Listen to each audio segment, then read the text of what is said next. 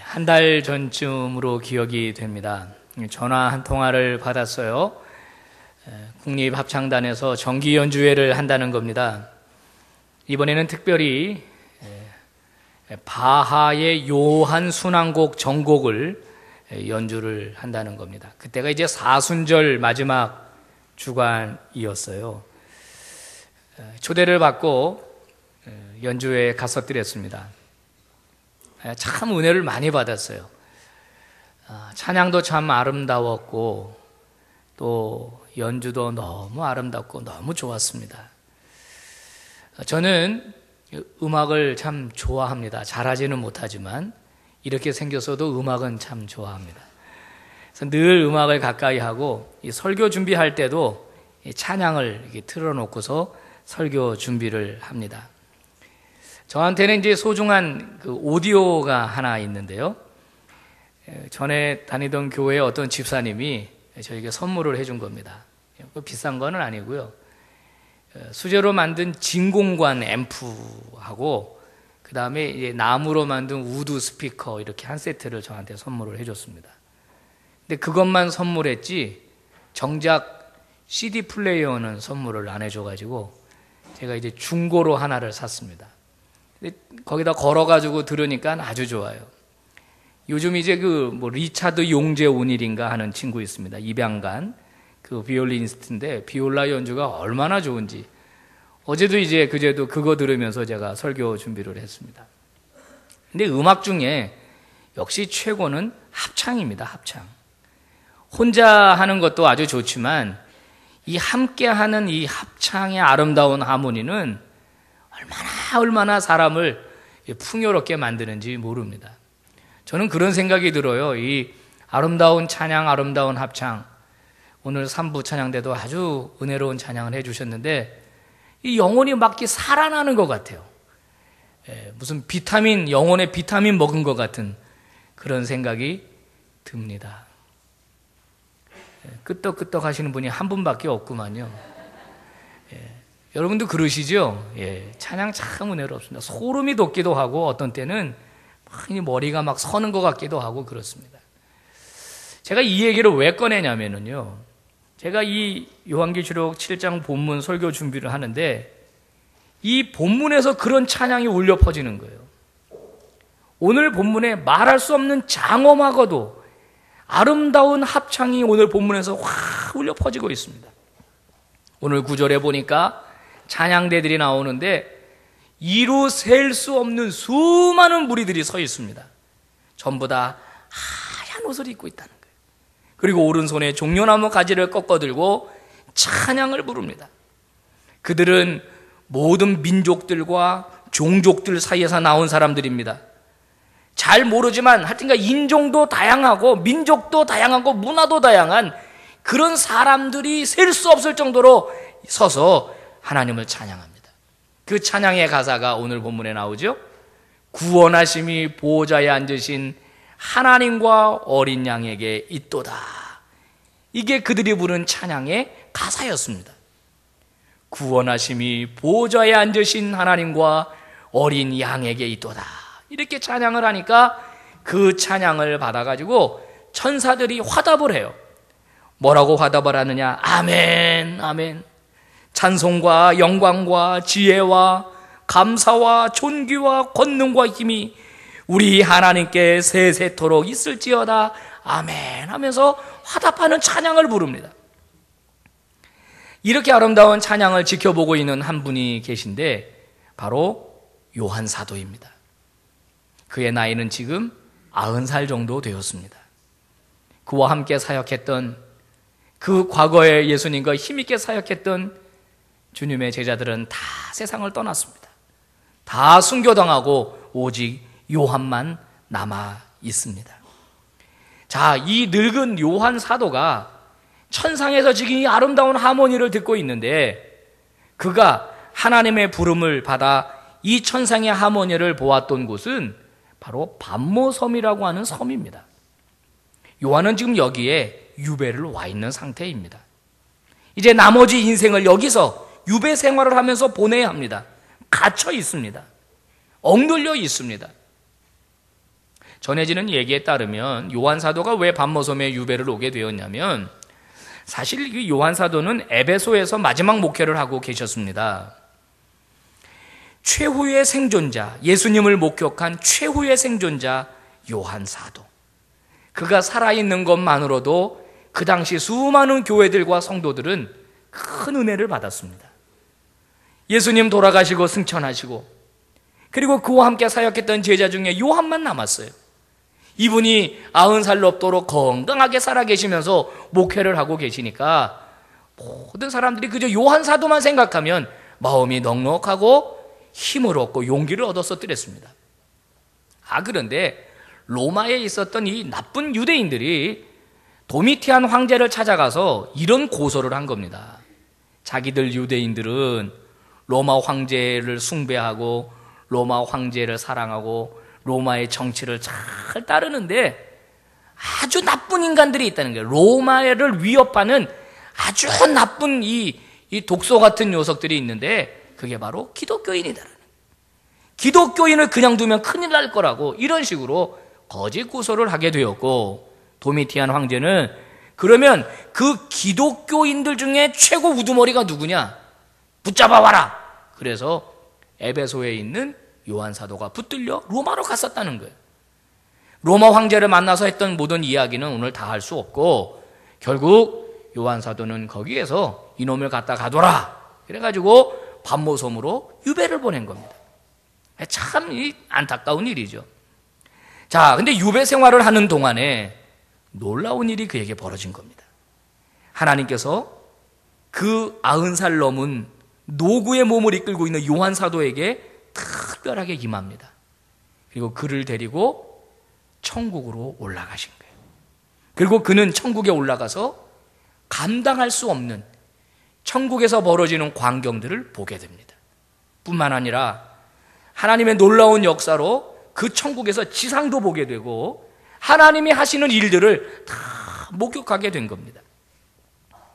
자, 요한 사도가 하나님이 이리로 올라와라 그래가지고 천국에 딱 올라가서 보니까 천국에 하나님이 앉으신 보좌가 있는 거예요. 의자가. 그리고 그 옆에 예수님의 보좌가 있고, 그리고 그 주위에 24장로, 누군지는 잘 모르지만 하나님과 함께 있는 24장로들의 보좌가 쫙 펼쳐져 있고, 수많은 천사들과, 그리고 정확하게 출처를 알 수 없는 이상하게 생긴 내생물이 있습니다. 그런 이 천상의 천사들이 이 하나님 보좌 앞에 있게 된 겁니다. 자, 그런데 하나님 손에 두루마리 문서 하나가 들려 있어요. 두루마리 문서가. 요한이 이렇게 보니까 그 문서는 무슨 문서냐면, 하나님이 이 땅에 있는 사탄의 하수인들, 사탄의 지배를 받아 적그리스도 역할을 하면서 기독교인들을 박해하는 그 세력들을 처단하시고자 하는 계획이 그 두루마리에 적혀 있는 거예요. 자, 이 두루마리에는 7개의 봉인으로 이게 닫혀 있습니다.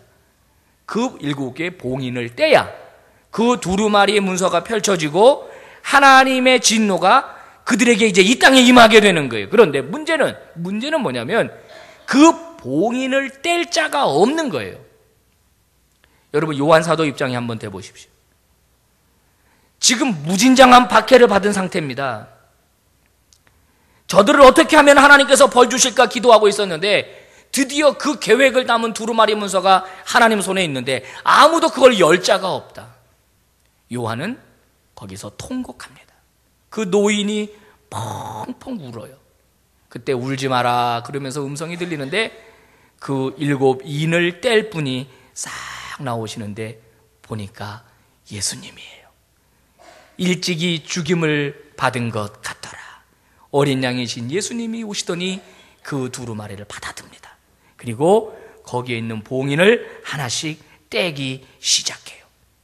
봉인이 하나씩 떼어지면서 하나님의 심판이 이 땅에 가시화되기 시작을 합니다. 오늘 우리가 읽은 본문의 위치는 6개의 봉인이 떨어지고 마지막 1개의 봉인을 남겨둔 그 중간 상태에서 오늘 본문이 막간처럼 이렇게 펼쳐지게 됩니다. 이제 이 7개의 봉인이 열려지게 되면 열려지게 되면 하나님의 심판은 7 나팔 재앙으로 연결이 됩니다. 7개 인이 떨어지면서 첫 번째 나팔 재앙으로 이어지게 되고 7개 나팔이 끝나고 나면 7 대접 재앙으로 연결이 됩니다. 그래서 종국에는 적그리스도를 완전히 하나님이 처단하시고 하나님이 지배하시는, 하나님이 통치하시는 나라로 만들게 되는 것이 요한계시록에 쓰여진 내용입니다. 사랑하는 성도 여러분, 우리 하나님께서는 왜 요한 사도에게 이런 환상을 보여주고 계신 걸까요? 하나님은 왜 요한으로 하여금 그 본 것을, 들은 것을 다 기록하라고 하셨을까요? 그리고 그것들을 편지로 써서 7 교회들에게 보내라고 하셨을까요? 요한이 지금 보고 있는 내용, 도대체 무슨 뜻일까요? 하나님은 이 편지를 교회들에게 보내면서 그 교회 성도들이, 그 교회 지도자들이 그 편지를 받아들고 어떤 마음을 갖게 되기를 원하셨을까요? 요한계시록을 읽어보신 분은 아시겠지만 요한계시록은 이해할 수 없는 이야기로 가득 차 있습니다. 초반에 한 4장, 5장까지는 쉽습니다만은 그 뒤로 넘어가면 이게 도대체 무슨 뜻인지, 뭘 말하는 건지 잘 알 수가 없어요. 왜냐하면 이 요한계시록이라고 하는 것은 특별히 묵시문학이라고 하는 형태를 띠고 있기 때문에 그렇습니다. 여러분, 성경 안에는 다양한 문학적 양식이 등장하죠. 시가 등장하는가 하면, 산문이 등장하는가 하면 역사 이야기가 등장합니다. 근데 요한계시록 같은 경우는 묵시문학이에요. 묵시문학은 주로 비유, 상징 이런 것으로 가득 차 있습니다. 그래서 그 비유와 그 상징을 이해하지 못하면 요한계시록이 말하는 것이 무엇인지 제대로 알기가 어렵습니다. 그래서 요즘 활개치고 있는 이단들은 이 요한계시록에서 자기들에게 입맛에 맞는 말씀만 탁 골라내가지고 그것을 아전인수격으로 해석을 하고 자기들의 교리를 확고하게 하는데 그것을 이용해 먹습니다. 이따 말씀드리겠지만 14만 4천 같은 경우가 그런데요. 자, 여러분, 그러면 하나님께서는 이해할 수 없는 내용, 잘 알아들을 수 없는 내용을 가득 기록함으로써 요한을 헛갈리게 하고 당시 성도들에게 혼란을 가중시킬 목적으로 이것을 기록하고 보내라고 하지는 않으셨을 겁니다. 부족하지만 제가 요한계시록을 공부하고 연구해 본 바에 따르면 요한계시록은 무시무시한 심판의 책이 아닙니다. 우리 그리스도인들에게 하나님의 따스한 사랑, 정말입니다. 하나님의 그 자상한 마음이 이 요한계시록 안에 가득 담겨 있습니다.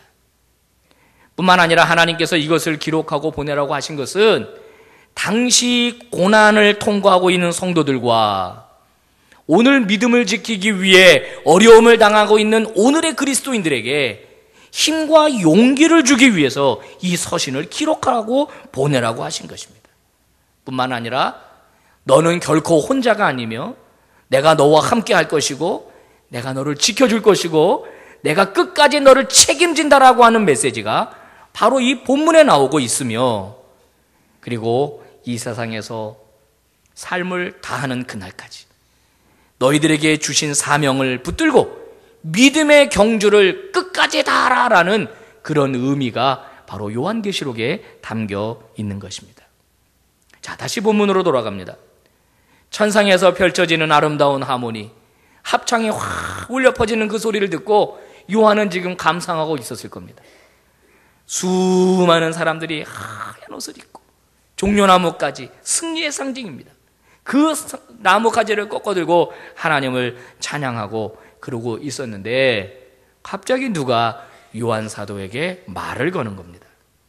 24장로 중에 한 분이신데 뭐라고 말을 거냐면 질문을 하세요. 요한아, 저기 흰옷 입은 자들이 누구인지 아느냐 묻습니다. 어디서 왔는지 아느냐라고 묻습니다. 그 질문을 받고 요한 사도가 찬찬히 받겠죠. 모르겠는 거예요.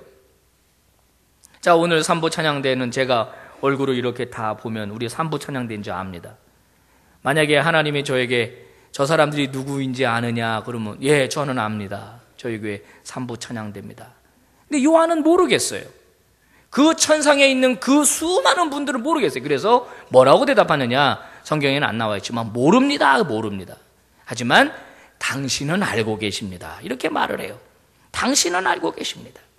그랬더니 그분이 대답을 해주는 이야기가 14절에 나옵니다.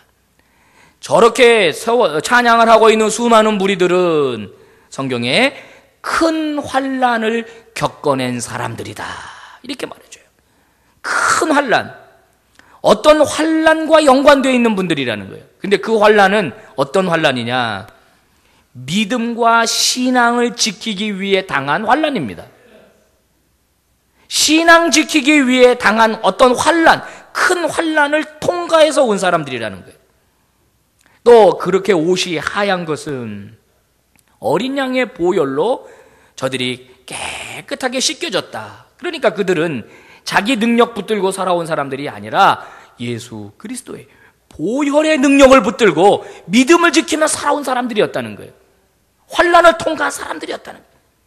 신앙을 지키다가 순교한 사람들, 믿음을 지키다가 생명을 버린 사람들, 바로 그 사람들이라고 그 찬양대원들을 소개해주고 있습니다.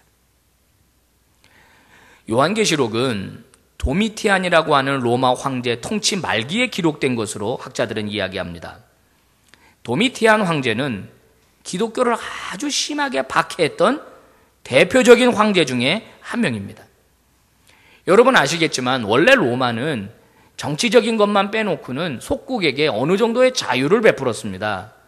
그들이 섬기고 있는 신들 다 섬기게 해 주었고 또 어느 정도 자율도 허락해 주는 방법으로 통치를 했습니다.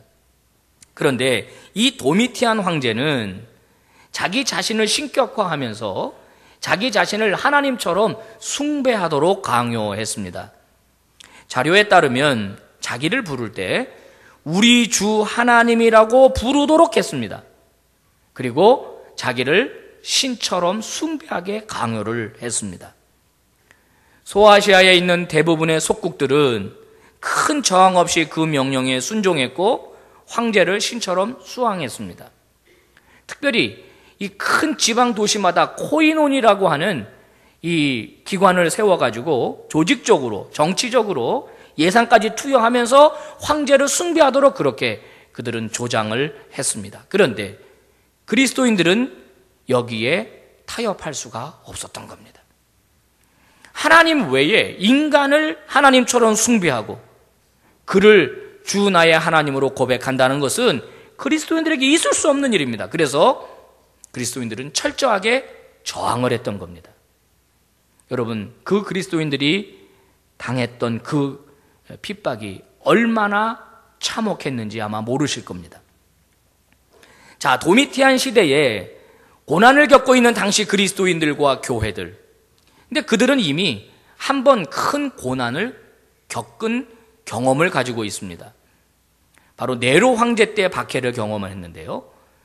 여러분 자료를 통해서 아시겠지만은 이 네로 황제는 이 로마에다가 이 광기에 어려서 불을 지르거든요. 방화범의 주범으로 기독교인을 지목하고 그래서 기독교인들이 줄줄이 끌려 나와서 이제 큰 이제 고문을 받게 되고 또 신앙을 버리지 않으면 순교하기도 했습니다. 그저 단칼에 죽이면 고마운 일인데 그렇게 하지를 않고 정말 처참한 방법으로 사람을 죽였습니다. 예를 들면 배교하지 않는 그리스도인을 멍석 같은 데가 마르는 거예요. 말아가지고 거기다가 기름을 적시는 겁니다. 그리고 원형 경기장에 세워놓고 우리가 왜 생일 때 촛불 켜잖아요. 그죠? 자기 나이만큼. 거기다 불을 붙이는 거예요. 산 사람을 멍석에 말아놓고 기름에 적셔서 불을 붙여서 죽이는 겁니다. 타 죽는 그리스도인들 보면서 막 깔깔대고 웃는 거예요. 사자밥이 되기도 하고 히브리서 같은 데 보면 톱으로 켜서 주겠다. 톱으로. 그리고 어떤 경우는 이 양가죽이나 이런 가죽을 물에 불려가지고 사람을 거기다가 타이트하게 마는 거예요. 꽉 마는 거예요. 그래서 꿰매는 겁니다. 그리고 햇빛에다가 던져놓는 거예요. 그러면 해가 뜨면서 그 가죽이 마르겠죠. 그러면 어떻게 될까요? 점점 좀 쪼여오는 거예요. 나중에는 이 뼈가 으스러지면서 숨을 쉬지 못해서 죽는 겁니다. 아주 서서히. 배교하지 않고 주님을 찬양하는 입을 벌려가지고 뜨거운 난물을 그 입에다가 들어 부어가지고 죽이기도 했다는 거예요. 철갑을 입혀놓고 구멍을 뚫어놓고 긴 바늘로 쑤시는 거예요. 하나씩. 여러분, 바늘이 내 몸에 쏙 들어왔을 때 얼마나 아프겠어요. 그러나 그것 때문에 죽지는 않잖아요. 계속 찌르는 겁니다. 대라는 거예요. 고문을 하는 겁니다. 예배 장소를 대라. 비밀 예배 장소를 대라. 고문을 견디다 못해 장소를 대면 거기를 급습해가지고 또 이스라엘 사람들 붙잡아오고, 배교하는 사람들은 풀어주고, 신앙 지킨 사람들을 또 고문하고 또 죽이고, 이런 악순환이 계속 반복이 됐던 거예요. 자, 이렇게 네로 황제 때 견딜 수 없는 고문과 고난을 받았던 그리스도인들이 다시 지금 도미티안 황제 이 시대에 또 핍박이 몰려오니까 얼마나 불안하고 얼마나 두려웠겠어요. 수많은 그리스도인들이 죽임을 당했습니다. 다들 원통했을 겁니다. 하나님 살아계신다면 왜 이걸 지켜보고만 계십니까? 하나님 왜 개입하지 않으십니까? 하나님 왜 그냥 보고만 계십니까? 그들은 기도하고 하나님께 통곡했습니다. 그러나 그들의 기도는 허공으로 사라진 것 같았어요. 하나님은 움직이시지 않는 겁니다. 아마 이런 고민과 갈등을 하는 성도들이 많았을 겁니다. 신앙을 버리고 배교하고 행복하게 잘 살아가는 사람들과 믿음과 신앙을 지키다가 순교당한 그리스도인들을 비교하면서, 나도 이거 신앙을 지켜야 하나? 나도 그냥 배교하고 저 자식들이랑 잘 살면 되는 것 아닌가?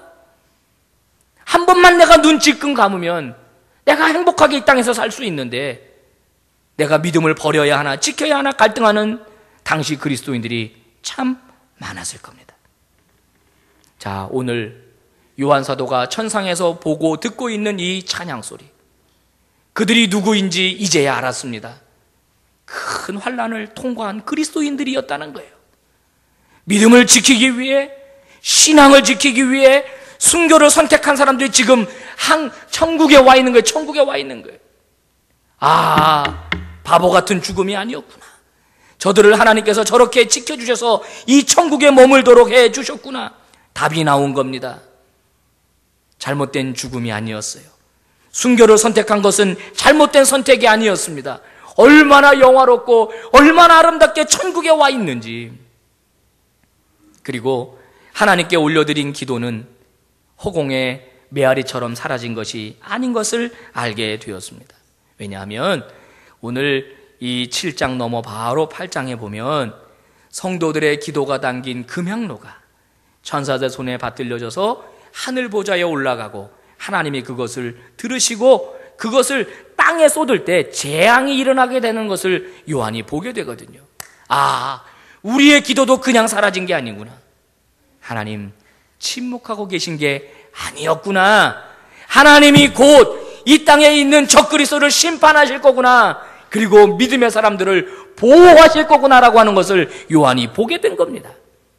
오늘 7장 우리가 9절부터 읽었지만은 1절부터 보면은 여기에 이제 14만 4천 명이 나와요. 그들은 아직 천상에 올라온 사람들이 아닙니다. 땅에 있는 사람들이에요.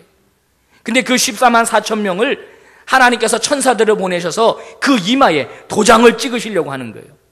왜 도장을 찍느냐? 너는 내 거다. 내 소유다. 내 소유. 너는 내 거다. 그러면서 도장을 찍는 거예요. 이제 곧 대환란이 지상에 부러지게 됩니다. 이제 하나님께서 악을 처단하는 일을 하시게 될 때 특별히 믿음의 사람들을 보호하시고 구별하시기 위해서 표시를 해두시는 거예요. 이스라엘 백성들이 이집트에서 탈출할 때 양의 피를 임방과 설주에 바른 집들은 죽음의 천사가 넘어갔습니다. 심판의 천사가 넘어갔어요. 그것처럼 입맞은 사람들을 하나님이 보호하시기 위해서 지금 천사들을 보내서 준비하고 있는 모습이 7장에 나오는 겁니다.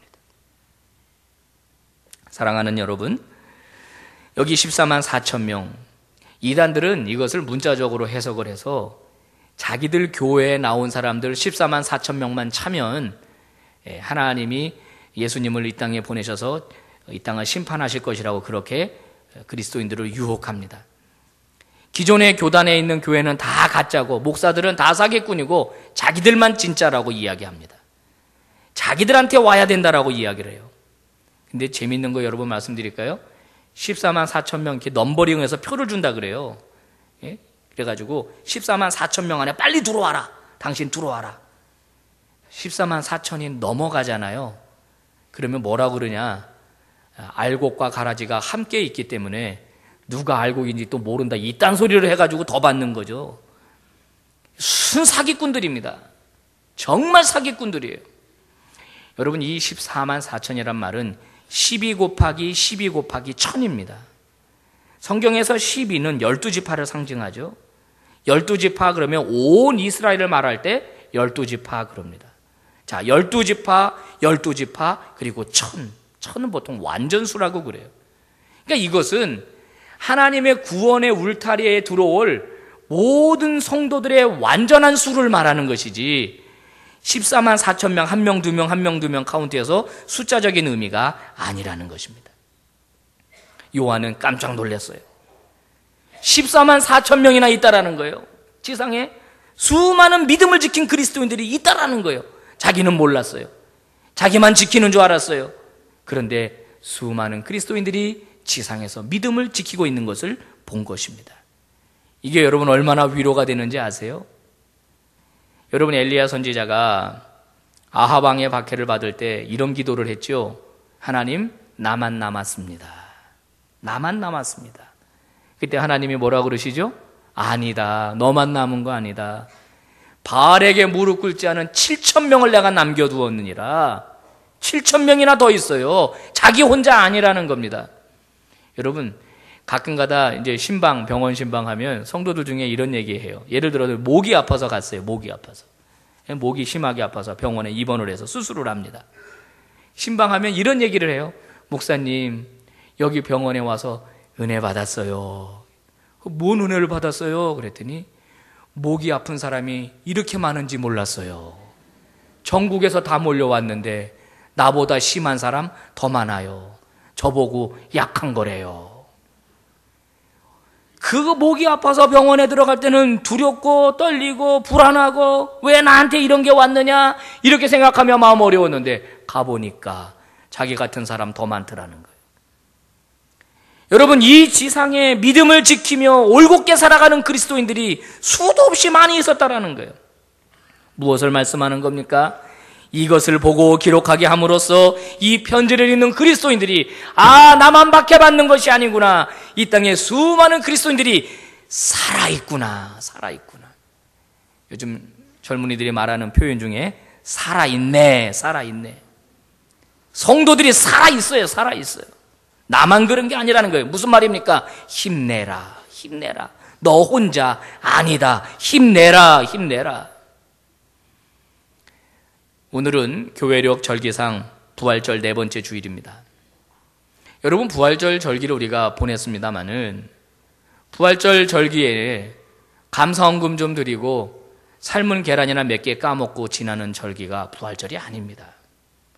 여러분, 부활절이라고 하는 것은 얼마나 중요한지 모릅니다. 예수 그리스도가 죽음을 이기시고 부활하신 그 부활의 능력, 그것이 성령으로 말미암아 오늘 그리스도인들에게 주어지는데, 그러면 이 땅에 사는 그리스도인들은 죽음이라고 하는 것도 능히 뛰어넘을 수 있는 능력을 힘입게 되는 거예요. 그게 부활의 능력입니다. 그래서 교회는 전통적으로 이 부활절 절기를 7번째 주일까지 지키도록 했어요. 7주일을 지키면서 예수 그리스도의 부활을 묵상하고 그것을 기억하고 회상하면서 나도 부활할 거야, 나도 고난을 이겨낼 거야, 나도 승리할 거야 라고 하는 믿음을 갖게 했다라는 거예요. 부활하신 주님이 천상에 계십니다. 그분이 7 봉인을 떼면서 이 땅에 있는 악들을 처단하려고 준비하고 계시다라는 사실을 오늘 요한 사도의 환상을 통하여, 그의 편지를 통하여 하나님은 7 교회에게, 당시 그리스도인들에게 알게 해주고 싶었던 거예요. 사랑하는 성도 여러분, 이 세상 살면서 믿음을 지키다가 어려움을 당할 때가 종종 있을 겁니다. 그럴 때 우리는 기세등등한 세력 앞에서 한없이 작아지게 됩니다. 내가 더 믿음을 지켜나가야 하나? 내가 더 이상 신앙을 지켜나가야 하나라고 하는 갈등에 접어들 때가 종종 있다라는 거예요. 그러나 오늘 성경은 우리에게 믿음을 가지라, 용기를 가지라 말씀합니다. 왜냐하면 궁극적 승리는 하나님이 이루실 것이기 때문에 그렇습니다. 하나님은 우리의 기도를 들으시고 우리를 위하여 이 세상의 악들을 심판하신다고 말씀하고 있습니다. 세상이 나를 무너뜨리는 게 아니라는 거예요. 세상이 나를 죽일 수 없다라는 거예요. 오히려 하나님의 그 세상을 심판하시고 그 세상, 그 악의 세력을 처단한다라고 말씀하고 있는 겁니다. 마침내 개입하셔서 시시비비를 가려주신다는 거예요. 자, 오늘 본문 15절부터 17절 마지막 절에 보니까 이 24장로 중에 한 분이 요한에게 해주는 이야기가 나옵니다.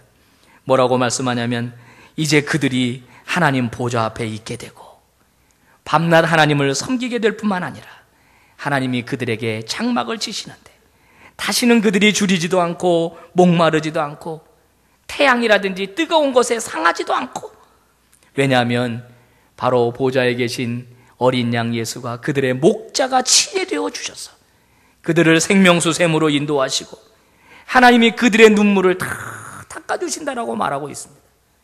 여러분, 여기 하나님이 장막을 쳐주신다라는 표현 나오잖아요. 이 단순한 텐트가 아닙니다. 여기서 하나님이 장막을 쳐주신다라는 표현은 아주 특별한 표현으로서 요한계시록에 몇 번 반복해서 등장합니다. 하나님의 장막, 하나님의 장막. 얼마나 좋은 말인지 몰라요. 근데 요 하나님의 장막이란 말도 이단이 가져갔잖아요. 그죠? 장막 선전 뭐 이래가지고. 하나님이 장막을 쳐준다라는 말. 자, 요즘 결혼 시즌입니다. 어제도 제가 주례를 했는데요. 서로 사랑하는 형제 자매가 손을 콕 붙들고 이제 이 결혼식에 와 있어요. 얼마나 예쁜지, 그죠? 결혼해 보신 분은 아시겠지만 남녀가 사랑하게 되면 어떻게 되죠? 이상하게 변하죠. 그래가지고 맨날 보고 싶고 또 보고 싶고 또 보고 싶고 같이 있고 싶고, 뭐 아침에 눈을 뜰 때 뭐 같이 눈 뜨고 싶다나, 뭐 잠들 때 같이 잠들고 싶고, 뭐 나의 손으로 뭐 너의 머리카락을 뭐 만질 수 있다면 뭐 어우 닭살이, 그죠? 근데 사랑하면 그게 막 나오는 거예요. 막 나오는 거예요. 그래가지고 자기 잘 가, 그리고 헤어지고 난 다음에 바로 전화 들어가지고, 그죠? 그래갖고 뭐 저거 그렇게 뭐 할 말이 많은지, 그리고 집에 들어가서 나 금방 씻을게, 그러고 또 씻고 나서 또 금방 통화하다가 그리고 잠들어. 여보세요? 그럼 눈 뜨면 또 전화하고 뭐 문자하고 너무 보고 싶고 같이 있고 싶고. 그래서 그들이 견딜 수 없어 마지막으로 선택하는 게 결혼입니다. 안 되겠다, 우리 같이 살자, 이렇게는 못 살겠다, 그러면서 결혼을 선택하는 거예요. 물론 후회하겠지만 그런 일이 없기를 바라요. 이건 농담이죠. 후회하면 안 되죠. 여러분, 하나님의 장막이란 말은 바로 그런 말입니다. 하나님이 나를 너무 사랑하셔서 나와 함께 거하고 싶어서 나와 함께 장막을 치신다는 거예요. 사랑하는 남녀가 신혼집을 만들고 너무 행복해서 함께 거하는 것처럼 하나님 우리에게 이렇게 장막을 쳐주신다는 겁니다. 사랑하는 성도 여러분, 지금 우리가 살고 있는 이 세상은 기독교인을 대하여 그렇게 박해하거나 핍박하거나 혹은 목숨을 위협하거나 그러지는 않습니다. 그런데 요즘 그리스도인들은 오히려 박해가 없으니까 더 약해지는 것 같다는 생각이 듭니다. 그저 몇 푼의 돈 때문에 신앙을 까먹고, 그저 작은 이익 때문에 신앙과 바꿔먹고, 이런 일들이 종종 일어나고 있어요. 오늘 예배에 오신 여러분들 믿음을 지키시기를 축복합니다. 여러분 신앙 지키시기 바랍니다. 거룩한 신부로 하나님 앞에서 잘 준비될 수 있기를 주의 이름으로 축복합니다. 여러분의 인생의 중심에 부활하신 예수 그리스도를 초청하시기 바랍니다. 그리고 그 부활의 능력이 내 능력이 되게 하시기를 주의 이름으로 축복합니다. 여러분 주저앉아 있지 마세요. 여러분 진짜 신앙 지키면서 망할 것 같지만 절대 망하지 않습니다. 믿음 지키다가 실패할 것 같지만 절대 실패하지 않습니다. 오늘 성경은 우리에게 궁극적 승리를 말해주는 거예요. 궁극적 승리. 잠깐 어려워질 수 있어요. 잠깐 힘들 수 있어요. 그러나 영원히 지속되지 않는다는 겁니다. 혹시 여러분 가운데 믿음과 신앙을 지키다가 어려움과 환난을 당하신 분들이 있다면 제가 여러분에게 권면합니다. 기도의 자리로 나올 수 있기를 바랍니다. 기도가 우리에게 바로 믿음과 힘과 용기를 줍니다. 유진 피터슨이 이런 말을 했습니다. 선과 악의 싸움이 제기되는 동안 경건한 1세기 그리스도인들이 로마 전역에서 드린 기도가 하늘로 올라갔다. 대규모의 핍박과 조롱이 그들을 향해 퍼부어졌다. 그들에게는 무기도 없었고 투표권도 없었다. 돈도 없었고 사회적 지위도 없었다. 그런데 그들은 왜 정치적으로 무너지지 아니하였는가? 그들은 왜 황급히 도망가지 않았는가? 그들은 기도했던 것이다. 하늘의 침묵이 흐른 것은 그들의 기도를 듣기 위해서였다. 사랑하는 교우 여러분, 힘들고 어려울수록 기도의 자리로 나올 수 있기를 바라고요. 저와 여러분의 믿음 끝까지 지켜나갈 수 있기를 바랍니다. 올곧은 신앙인으로 이 땅에서 최선을 다해 살다가 하나님의 부름을 받으면 우리도 저 천국에 올라가서 수많은 무리들과 함께 그 대열에 합류하여 하나님의 영광을 찬양하는 찬양대가 될 것입니다. 더 감사한 것은 성경을 아무리 봐도 천국의 찬양대에 들어갈 때 오디션이 있다는 말을 들어본 적이 없습니다. 누구나 다 들어가. 천국에 가면 찬양도 잘하게 되나 봐. 거기에 다 들어가서 하나님을 찬양하게 되는 찬양대가 될 것입니다. 끝까지 믿음과 신앙을 지키는 하나님의 신실한 아들과 딸들이 되시기를 주의 이름으로 축복합니다. 기도하겠습니다. 하나님 아버지 감사합니다. 오늘도 저희들에게 하나님의 음성을 들려주셔서 감사합니다. 하나님, 몇 푼의 돈 때문에, 약간의 이익 때문에 믿음과 신앙을 저버리지 않도록 저희들을 붙들어 주시옵소서. 주님의 거룩한 신부로 신앙을 지키고 믿음을 지키다가 하나님이 부르실 때에 저 천국에 올라가 하나님을 영화롭게 찬양하는 신실한 종들이 되게 하시고, 이 땅에서 주님 때문에 흘렸던 눈물 주님의 손길로 닦아주고 안아주시고 보듬어주는 그와 같은 평강과 위로를 경험하도록 저희들을 붙들어 주시옵소서. 고난당하고 환난당한 성도들 하나님 책임져 주시고 인도하여 주셔서 승리하게 만들어 주시옵소서.